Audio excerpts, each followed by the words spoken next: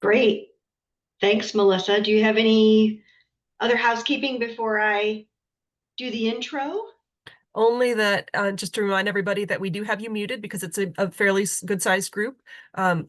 We encourage you to put your comments into chat and your questions into the Q&A.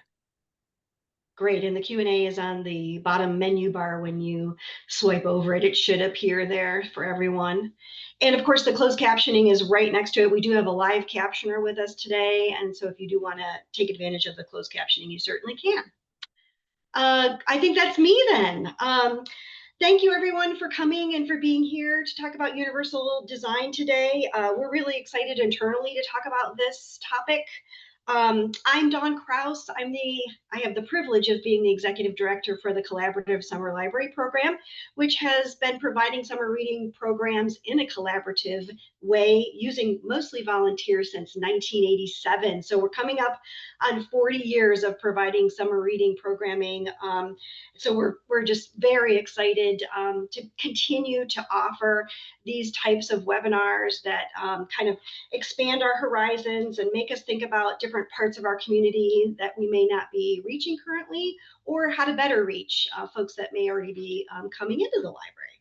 So part of CSLP's mission is really to provide professional development so we can all continuously improve, not just our member libraries, but the greater library community at large. So I saw we had some, obviously, public libraries on here, but I saw we had some folks from academic libraries as well. So great. And maybe we have some schools on here too, which is wonderful. This is kind of a universal topic, right? So it really comes into play in all kinds of libraries. So it's wonderful that we have more than one type of library here. Love to see that.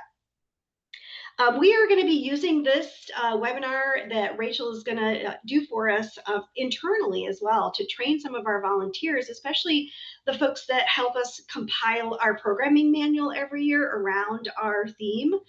We really want them to be thinking within the manual context of how to implement universal design. So it's going to be a great tool for us as well ongoing. So I think without further ado, speaking of volunteers, Abby Schumann is one of our volunteers, and she's about to really volunteer for us. She's the incoming president this year, but she's our president for 2026. And so not only is she the chair of the Patron Access Committee, which puts on our webinar annually on an inclusivity topic, but she's going to be our prez as well. And we're so excited that she's volunteered for that role. So I want to go ahead and hand it over to Abby. Thank you.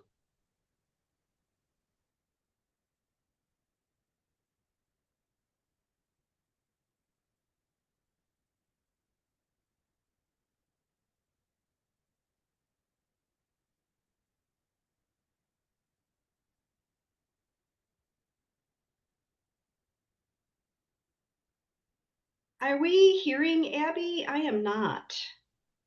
Okay. I'm not either.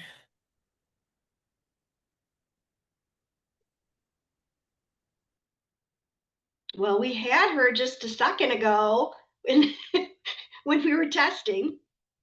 No. How about now? Yay! Yay! This headset, I swear, sometimes hates me.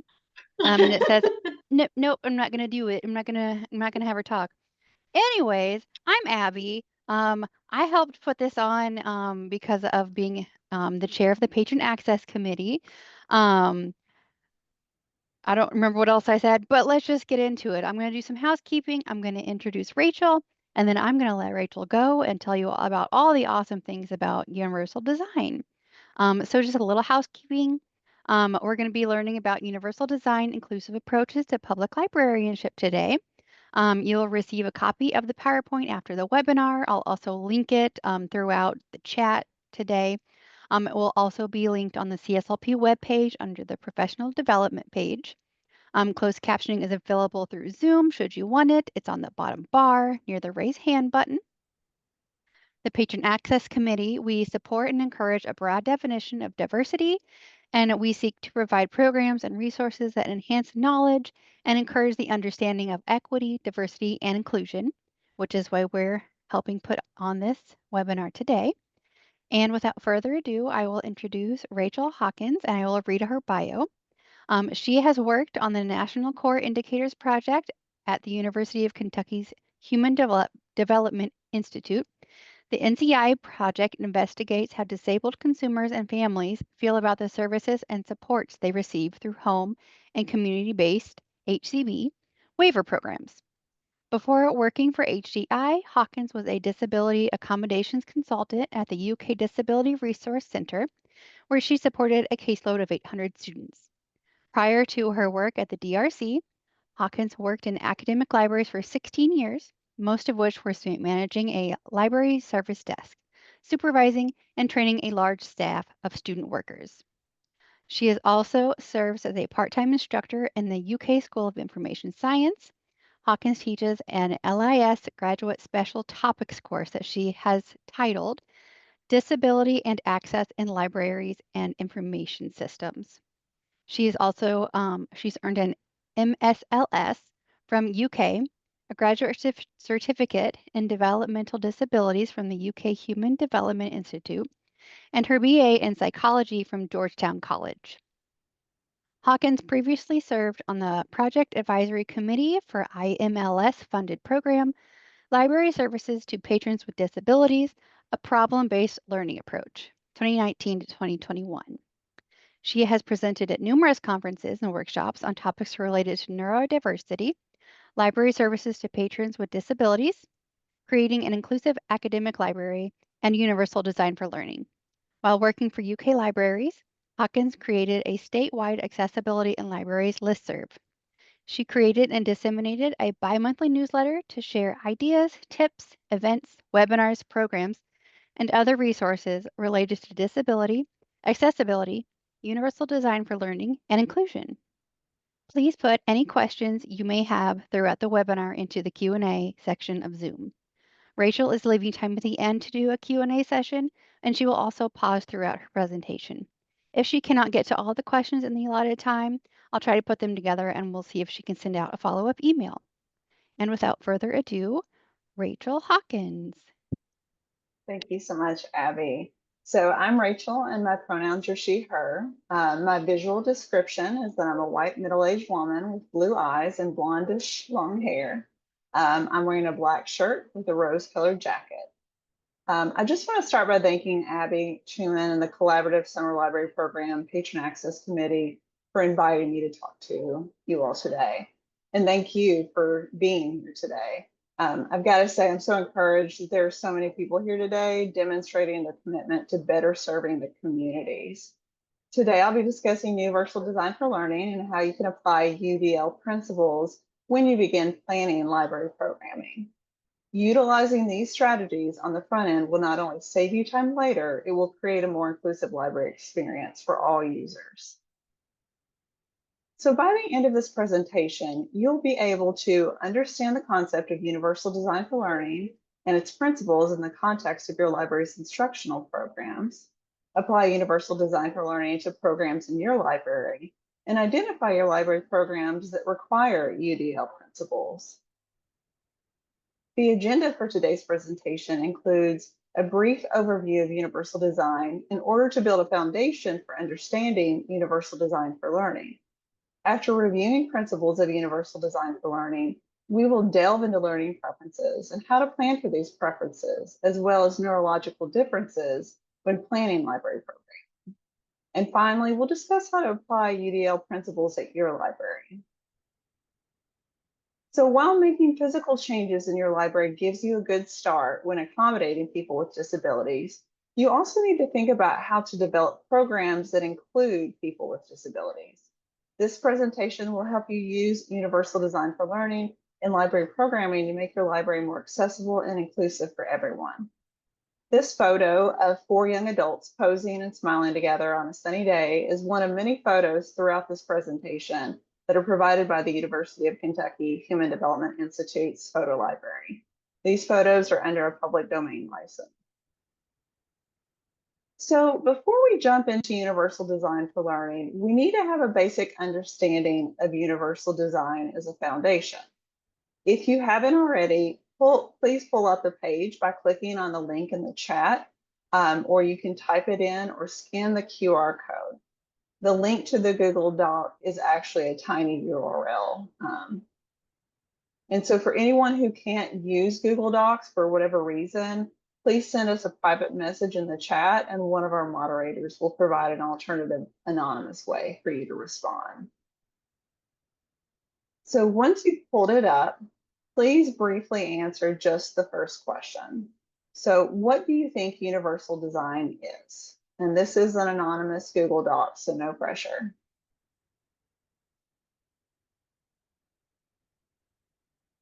I'm actually going to share it so we can see in real time.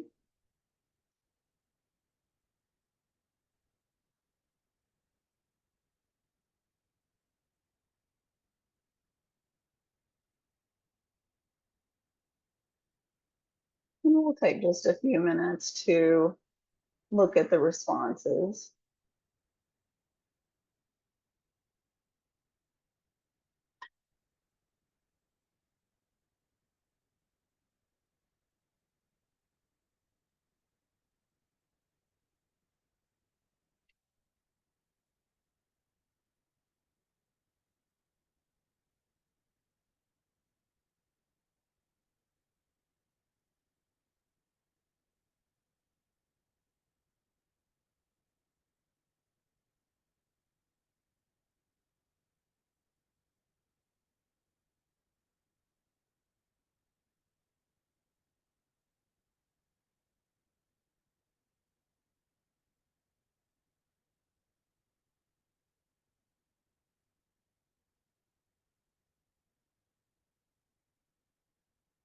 Okay, so I'm going to just start reading off a few of these if I can as they're being finished.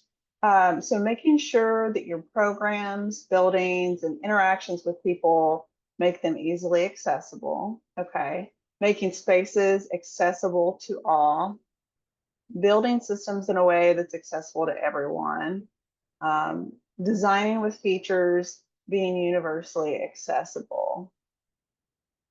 Okay, and it says, okay, so it looks like there's maybe a few people that have jumped on to question 2. So I did want to just say that this document will be something that you can revisit even after today. So as people are typing in their thoughts, I know it can be really helpful to go back and review what other people share. So that will be available as well. And it is saved in, which I'll show you all right now on this UDL resources page. Okay, so I'm going to jump back into the presentation for now. Thank you all for participating. Okay. So what is universal design? Universal design is a way of designing spaces, both physical or digital, that everyone can easily access and navigate.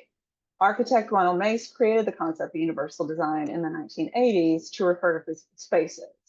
Mace's definition of universal design was the design of products and environments to be usable by all people to the greatest extent possible without the need for adaptation or specialized design.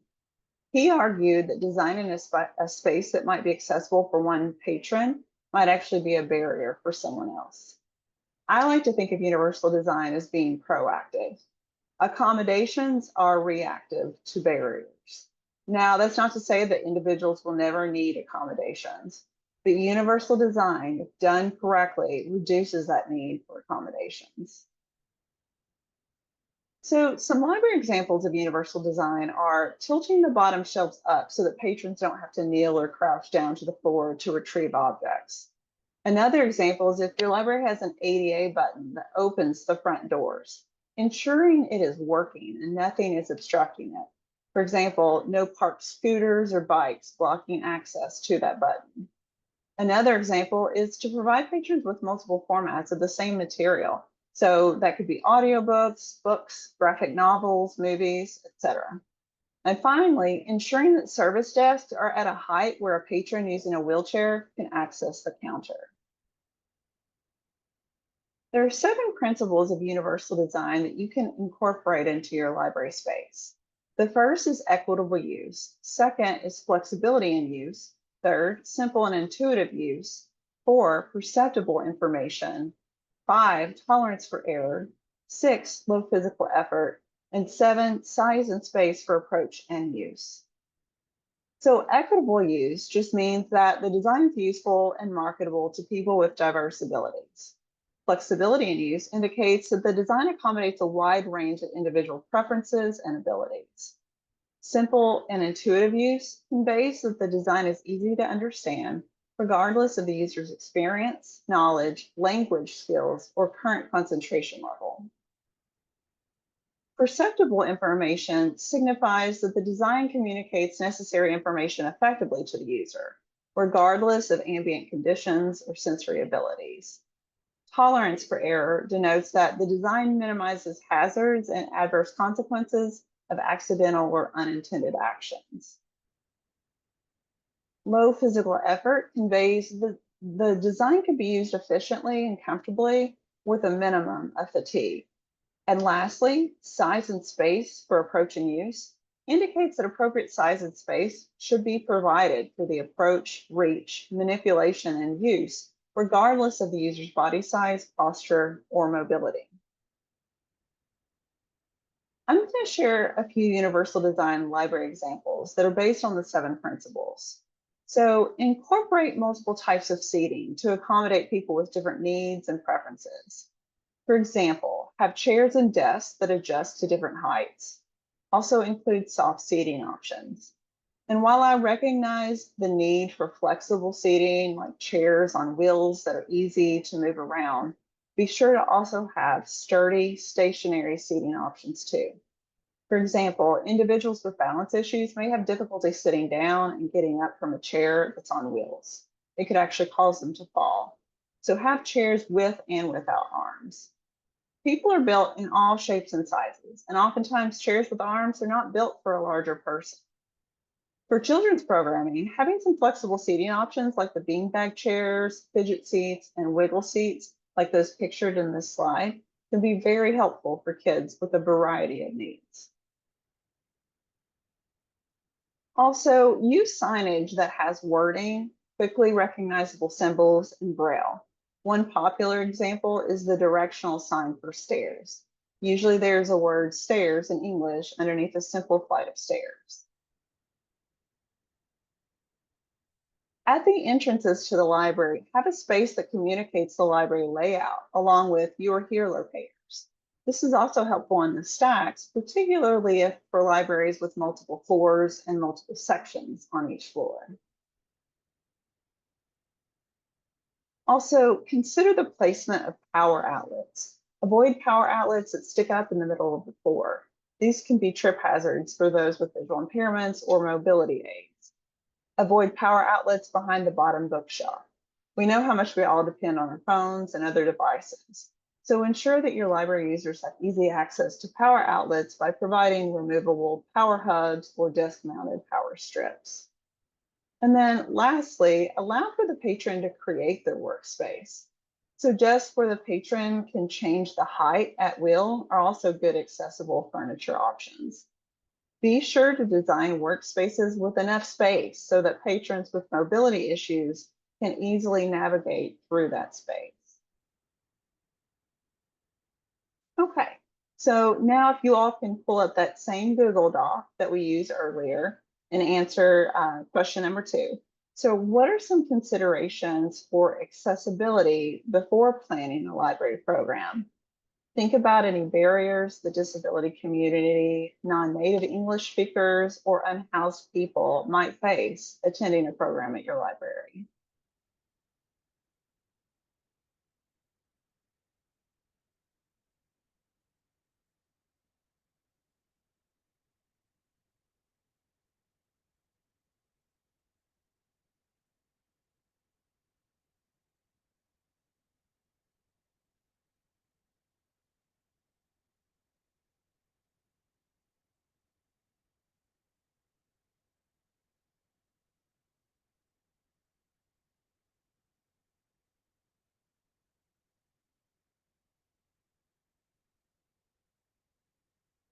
Okay, so it's looking like someone said making programs that are accessible to everyone, make sure that the location and the information presented work for the most possibly inclusive grouping, physical accessibility, so access to the room and seating, access to print, size, color, clarity, audio.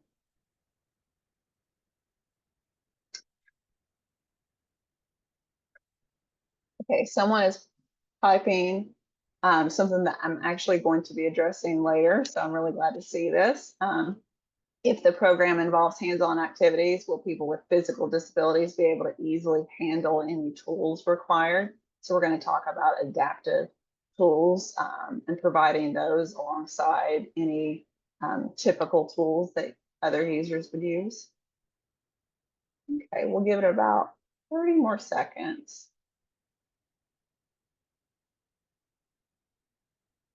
Okay. Yeah, this is really helpful. Someone wrote an accessibility note in the program description about the location of the room, the distance from the door to the room, the expectations of light and sound. That's actually something I'm going to be discussing later as well. There are some really great comments in here. We are, just for time's sake, going to jump back to the presentation, but feel free to keep adding to that. And like I said, we'll be sharing this after the fact as well. Okay. So now we're going to take a look at Universal Design for Learning, or UDL. UDL is an inclusive instructional method of teaching that builds on universal design. UDL is a method directed at anyone who provides instruction to others. According to the Center for Applied Special Technology, UDL provides librarians with a framework to help make learning inclusive and transformative for everyone. So CAST is an organization that developed Universal Design for Learning. On CAST's website, the goal of UDL is learner agency that is purposeful and reflective, resourceful and authentic, and strategic and action-oriented. In the resources folder that I pulled up earlier and that's been shared with you, you'll find the UDL Guidelines Graphic Organizer PDF. On this handout, you'll notice the UDL guidelines that outline the 3 key principles for Universal Design for Learning. So the first is engagement. This is the why of learning. This offers users different ways to interact with your content that interests and engages them. Think of this as the learning environment. How will you recruit their interest? How will you provide options to sustain their effort? And how will you provide options for self-regulation? Second is representation. Think of this as the instruction piece, or the what of learning. Present your information in different ways throughout the library program. Don't just choose one method. Variety adds to interest and engagement, particularly the use of interactive methods of presenting the information. And finally, action and expression. Provide different ways to allow the users to demonstrate what they've learned. This is the how of learning. Think of this as the assessments and practices piece. The instructor should assume they will have a variety of learners with a variety of needs and make accommodations in the planning stage. These accommodations and strategies are then universally provided to all in the classroom. Apply these components to lessons will provide learners with various ways to collect information, interact with it, and respond to it. So some ways to add engagement to the way that learners interact with library content include role play, activities, and group discussions. Like I mentioned earlier, representation is the instruction piece, or the what of learning. Some ways that information can be presented during library workshops, classes, and programs include multiple formats, like lectures, discussions, videos with closed captioning and written transcripts, and other visual representations like graphs, charts, and photos, debates, and computer-based presentations. Now, action and expression are the how of learning. Some ways that learners can demonstrate their learning include written evidence of learning, questioning, where we encourage learners to ask questions, and then media-based or technology-based evidence of learning, like videos and interactive learning games like Kahoot. Each of the UDL principles is further specified by a number of guidelines with checkpoints that expand upon those guidelines. For example, one way to provide multiple means of representation is to provide options for perception. Depending on the participants, this might mean that the librarian would provide captions or a transcript for videos, present text in larger font sizes, or provide tactile alternatives for visual displays. Applying all three key principles of UDL to your library's instruction will help you better provide instruction to everyone, including users with disabilities. While you focus on these principles, keep in mind that each user's needs are different. For example, users with mobility issues might not be able to participate in certain activities.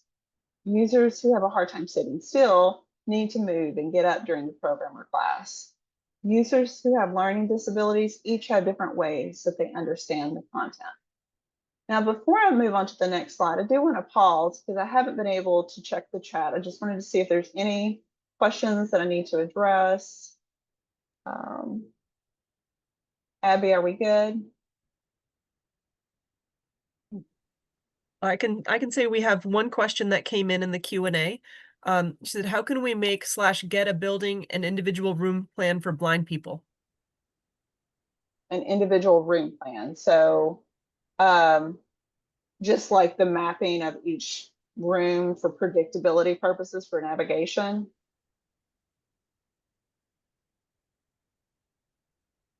Yes. Okay. That is a great question. So that is not something that I'll be honest, that's not something that I have had much experience or really have any resources available. But that's something that I would like to make a note of and respond to that after today's webinar.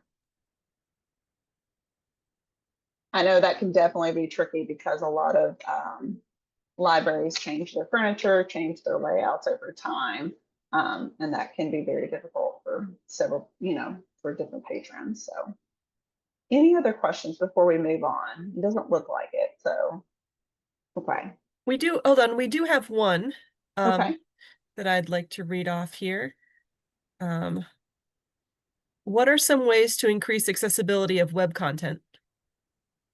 Okay, yeah, that is actually a good question. So one of the resources, let me pull that up really quick, actually, because I like to show as I'm talking. Give me 1 second. Okay, so one of the resources that I put in the folder that's shared with you all is actually some different tips from WebAIM about creating relevant alt text for screen reader use. There's different accessibility features in Microsoft Word, accessibility features in Adobe, but then just some general tips for web accessibility.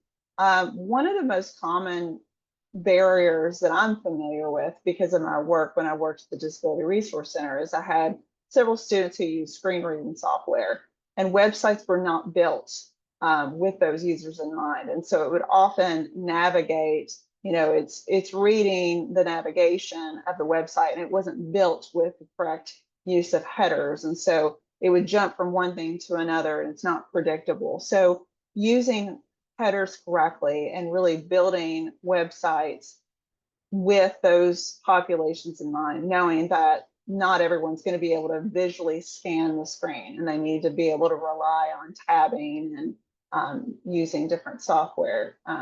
That's going to be a big takeaway. But there's so much. I could spend a week talking about web accessibility and we would scratch the surface. So I would definitely recommend people checking out waive, the evaluation tool, and getting familiar with the WebAIM standards, especially if you're responsible for any kind of online content, to make sure that you are trying to make it as accessible and inclusive as possible. Any other questions before we move on? There's somebody that made a comment about the blind room situation. It says, as a child of blind parents, I would recommend 3D printing a room layout for blind folks is an easy way to allow them to see the room layout. That is a fantastic idea. Thank you so much, Heather, for sharing that. That is a great idea. Absolutely. Okay, so we're gonna move on, but thank you all for those questions. So some ideas for incorporating universal design for library principles in libraries can include providing ebooks in multiple formats. So whether that's EPUB, a Word doc, PDF, providing options, because some screen readers and just technology in general respond better to different formats. Providing instructional materials in large legible fonts, finding alternative materials for patrons with disabilities before beginning instruction or a library program, using different media to explain a concept, including videos and infographics, downloading apps designed for students with disabilities, and then building documents and web content, like we just talked about, in an accessible way that a screen reader user can navigate the content. We don't have time, unfortunately, today to review those tips and tricks, but you can access that in the Google folder that I just shared with you all. Okay, so we're going to pull that same Google Doc up again, and if you all can answer question number 3. So what are some UDL strategies that you can begin applying at your library?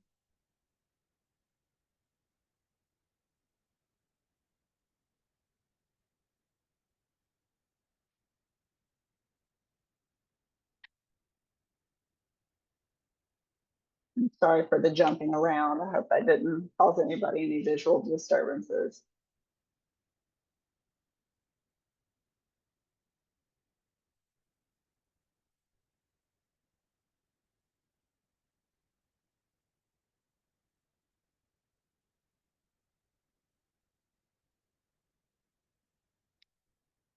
While people are typing, I'm actually going to just kind of point something out. So in this Google Doc that we're using, I did build it. If you look at this left-hand side panel of the Google Doc, I did initially build it for each question to be at a heading level to make it easy to navigate.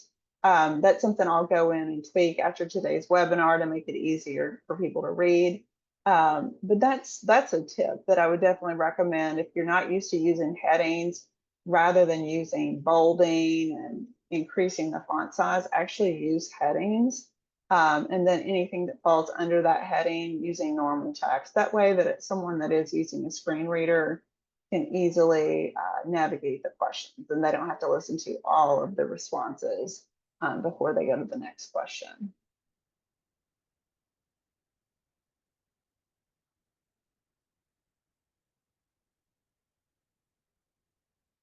Yeah, and I just saw in the chat there was a mention of benefits for dyslexic people, yellowish or greenish paper over the super white paper.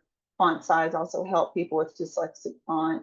And there are a lot of great apps and browsing extensions that you can get on Google and different engines, where basically it will adapt any web content to a more friendly font for those with dyslexia. And the name of the one that I'm familiar with is escaping me right now, but I will also try to add that later on to the UDL resources. So thanks for sharing that.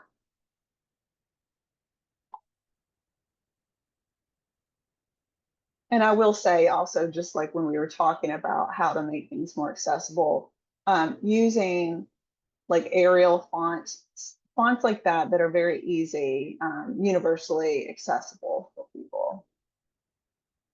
Okay, so some of the comments. So what are some UDL strategies you can begin applying at your library? Offering iPhone and Android tech help. Okay, for those using screen reader and voiceover. Partnering with your state agency. Yes.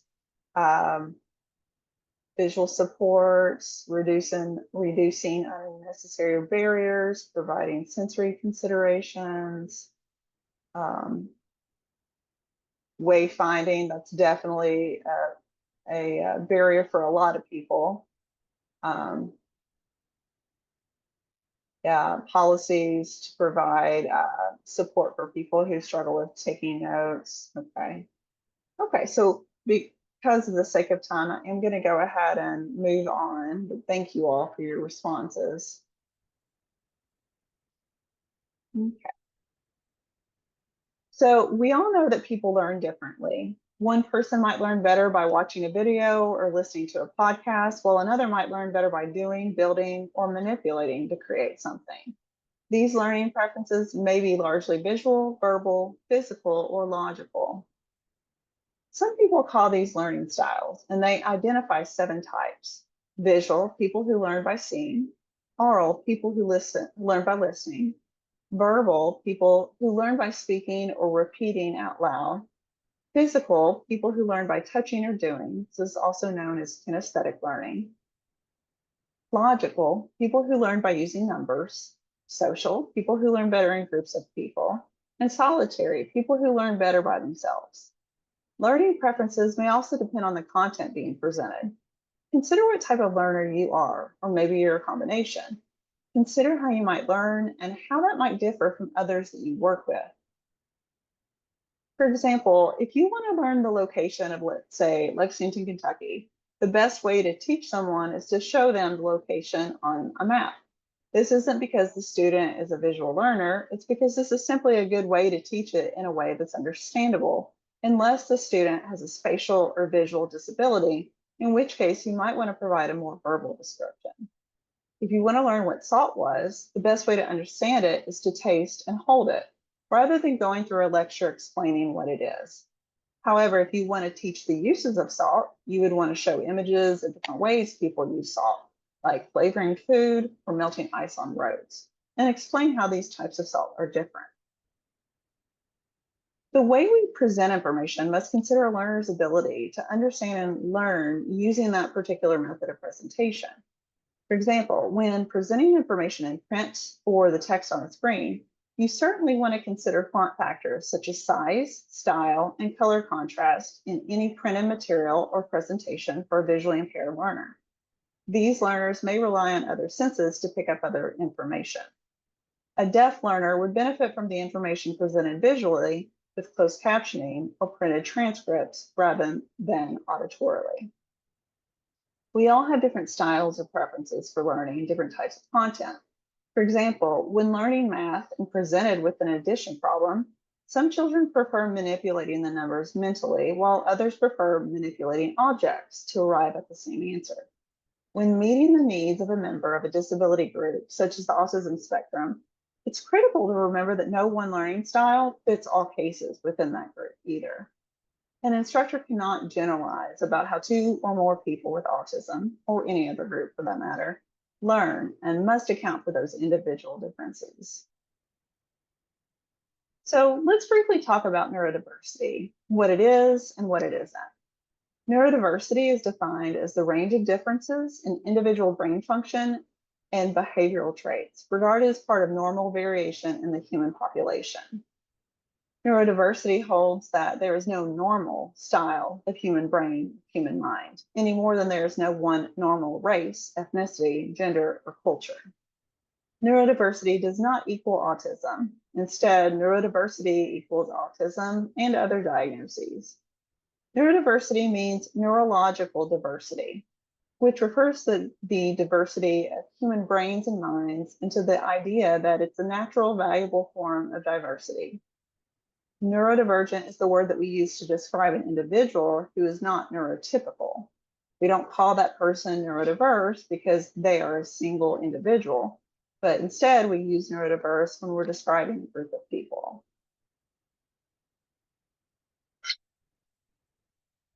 Okay, so now we'll be looking at the applications of universal design for learning in the library space. Programming means different things to different people and for different types of libraries. For public libraries, programming might mean summer reading programs, sensory story times, and computer basics classes. For academic libraries, it might mean information literacy sessions in the classroom. For school libraries, it might mean one school, one book programs. Regardless of what type of library you currently work for or hope to work for, There are many practical strategies that you can take to ensure your programming is inclusive.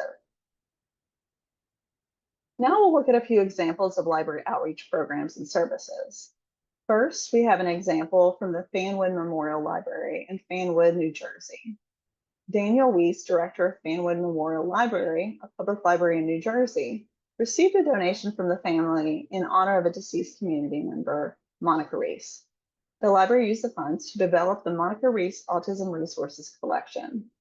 Mr. Weiss also partnered with the director of Scotch Plains Public Library to create the program Libraries and Autism We're Connected in 2008.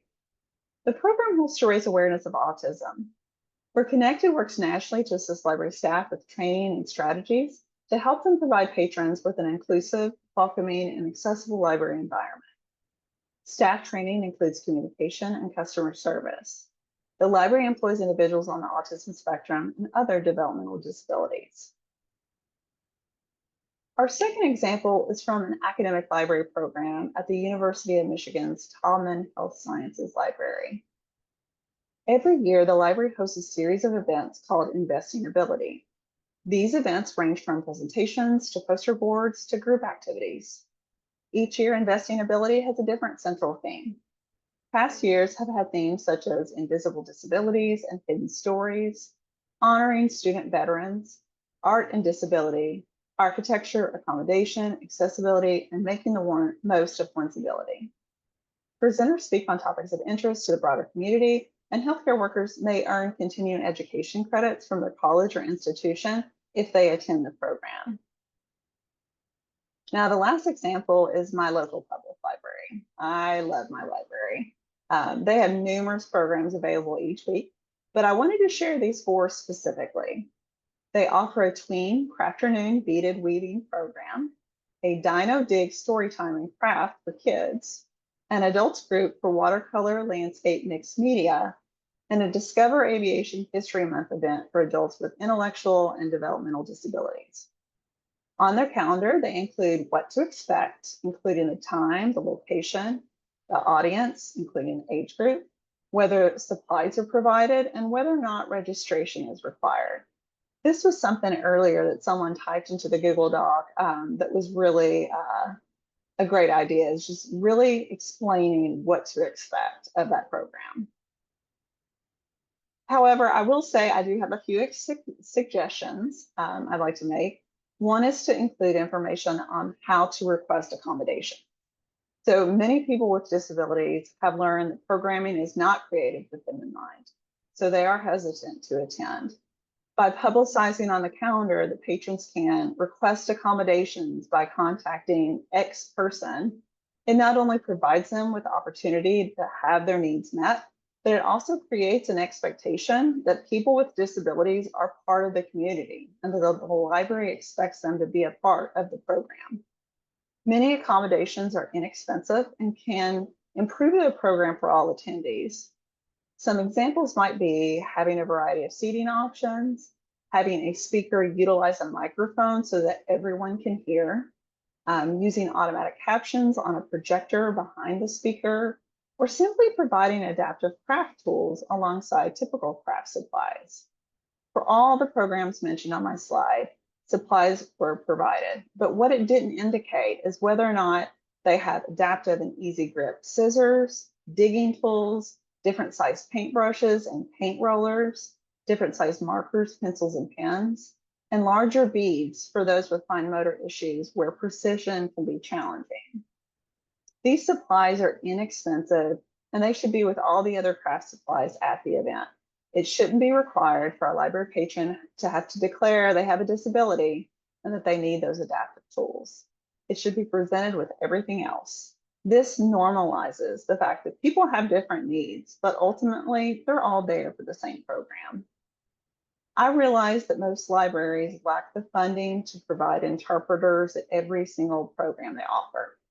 However, it could be that a frequent library user is interested in one single program, and you might be able to secure funding through other avenues or work with a local community resource to hire an interpreter for one specific event. If your library is able to offer an interpreter for a program, it is reasonable to specify that some accommodations require a minimum notice, and maybe that's 1 week or whatever the case might be, but that allows for planning. Some other considerations for the Scott County Public Library would be to provide a social story of what to expect with the program, or at least the order of events. We know that predictability can really make all the difference for our neurodivergent individuals. If the event includes registering in advance, libraries can also consider sharing helpful video tutorials via email of what that program will include so that library users will know what to expect. Also providing varied examples of the finished craft project so that you know what's possible. Some individuals have a difficult time imagining what that final product will look like, so providing examples can be really helpful. If the program includes a craft with paint or glue sticks, having gloves and wet wipes available so someone experiencing sensory sensitivity can quickly wipe and clean their hands. Also, explain where participants can locate the restrooms if they need to wash hands after a craft. And if you have a sensory space or a quiet area in your library, tell participants at the beginning where it's located so that if they need to take a sensory break, they can. Also, provide noise reducing headphones or disposable earplugs. All of these recommendations can improve the library program for all attendees, not just those with a diagnosed disability. It's important to create programs that are inclusive of all, rather than creating programs for disabled people and then separate programs for non-disabled people. Integrating all types of minds and bodies should be the goal, not segregation. Now, with that being said, I recognize that many library users might advocate for separate programming to meet an unmet need of their community. And your library may respond to that request by creating a program designed with the disability community in mind. And that's great if it is in response to user feedback. However, I hope if nothing else sticks today, that you will begin strategizing ways to make each of your programs universally accessible to the greatest extent possible and plan for learner variability. Okay, last question. So if you can pull up that Google Doc and just answer the last question, in what ways does your library reach out to the community to include patrons with disabilities?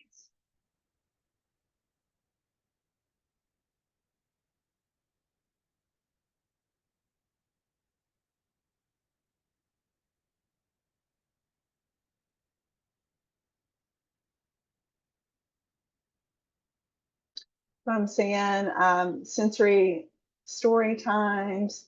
Yeah, and it says we just open all programs to all individuals. And I think, you know, when you do start making events or programs for a specific population, like developmentally disabled, marketing it can be a very sensitive and tricky task, because it is really important for integration and inclusion, and not specifying that this is for the disabled population, but it may be created with them in mind, but it's for everyone. So that can be a really tricky marketing task, I'll say. It looks like someone's writing, we have family story time with ASL interpretation monthly, neurodivergent story times, craft programs, job fairs. That's great. And then someone's typing that they go out to the park and recruit that hosts them every Friday. Okay. And then one library is launching a community co-design project focused on accessibility, gathering feedback, sharing programs and services together. Yes, it is building a more welcoming environment. Okay, we'll give it just a few more moments.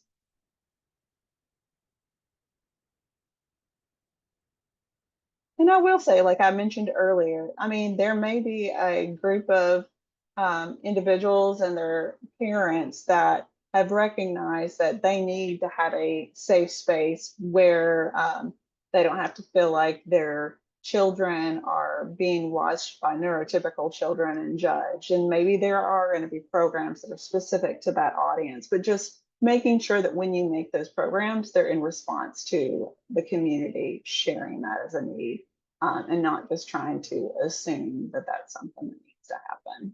So really knowing your audience and what they need. Okay, great.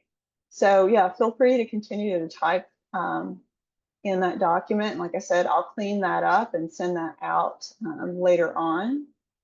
But we are wrapping up. I just want to recap that, universal design for learning is an inclusive instructional method of teaching based on universal design. And although UDL is a method directed at teachers, librarians can benefit from applying this model to their instruction and their programs. And just remember, everyone learns differently. People have different learning preferences. Our library communities are neurodiverse, consisting of a variety of human minds, and this is a natural, valuable form of diversity. So plan for it. It's crucial to keep users engaged and motivated within that library program. And then finally, just be proactive. Build your programs with a variety of learners in mind.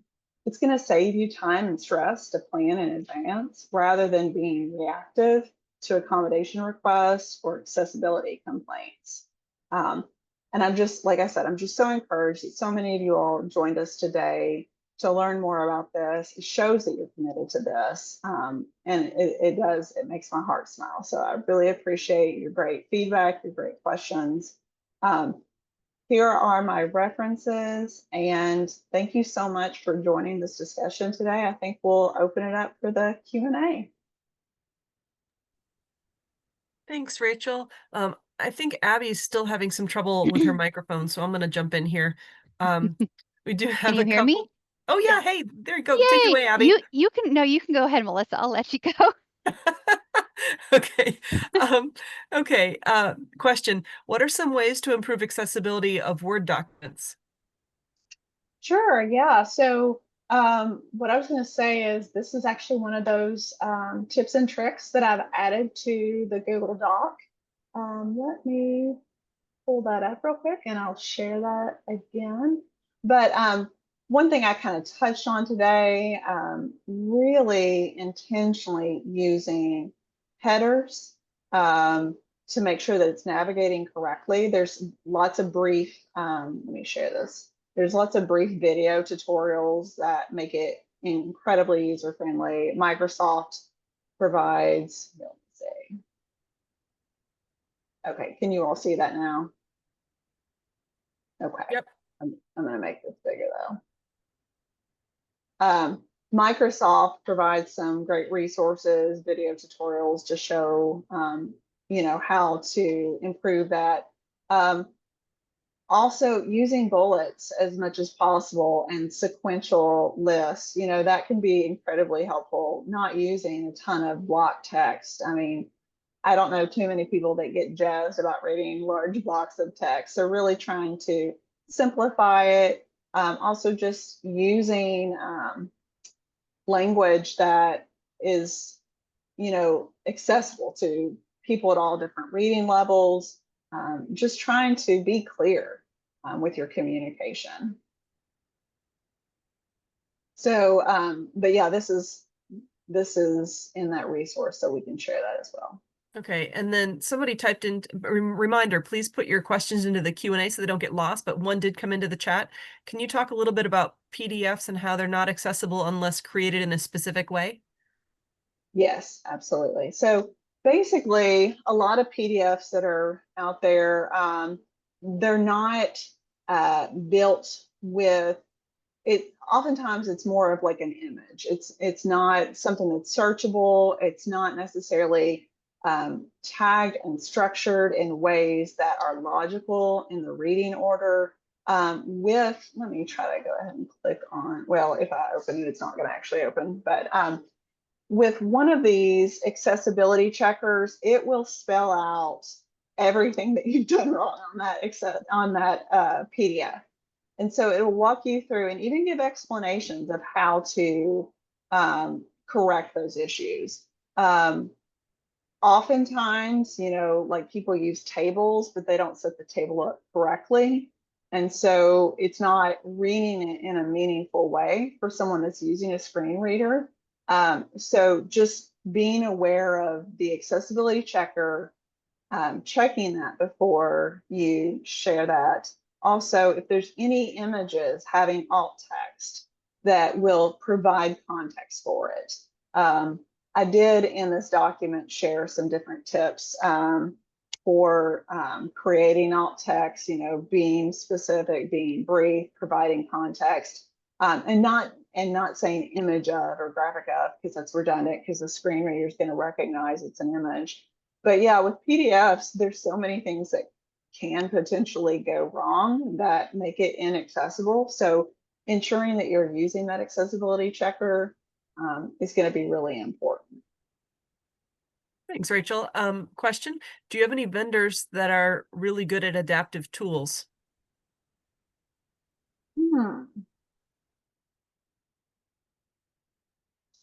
Not any that are right, on my mind. I mean, there's a lot of different vendors out there for a variety of tasks that can be helpful.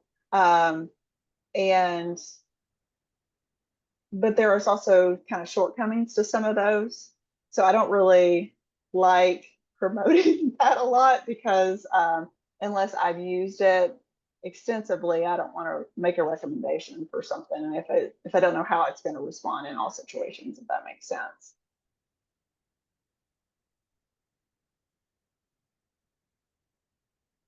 Okay, and we've got just a couple minutes left, so maybe time for another question. Can you recommend any resources for adding alt text to images? Yeah, so one of those recommendations in the Google Doc that we just had pulled up, sorry, the resources actually has some links to, I'll put those in the chat just to make it easier for alt text.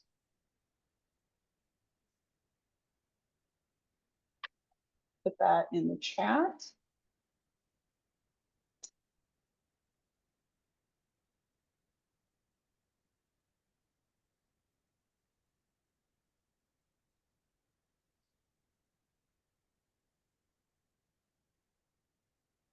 Okay, and one more question. Do you have any recommendations on podcasts on disability, UDL, or accessibility?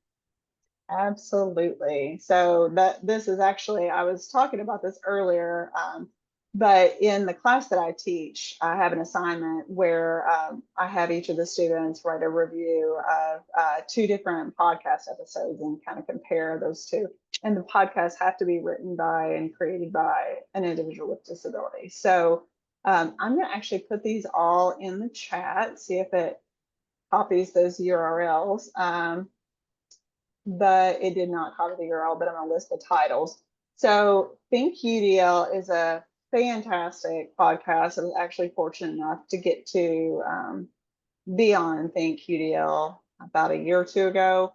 But there are so many great episodes, and they come at it from different professions, but it can be incredibly helpful just to see how people are applying UDL principles in teaching and learning situations.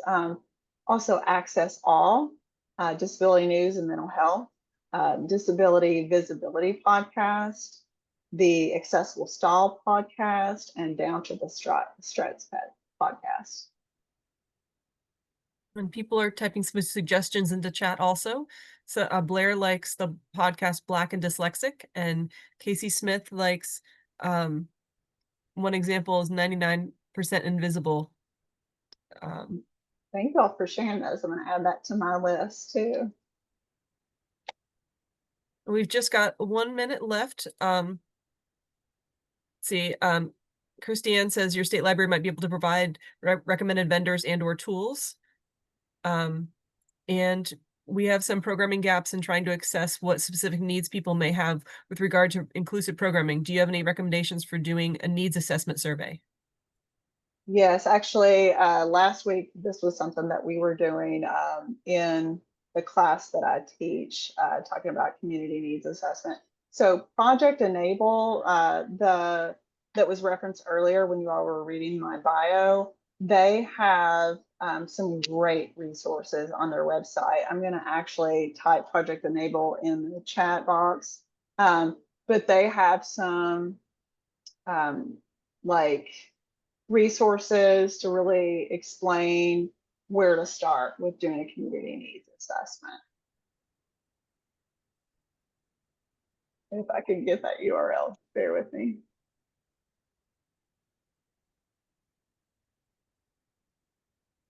So yeah, I'm going to put the URL in there, and then you'll just navigate to resources.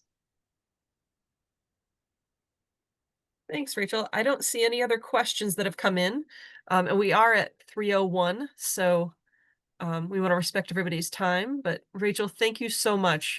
This has been amazing.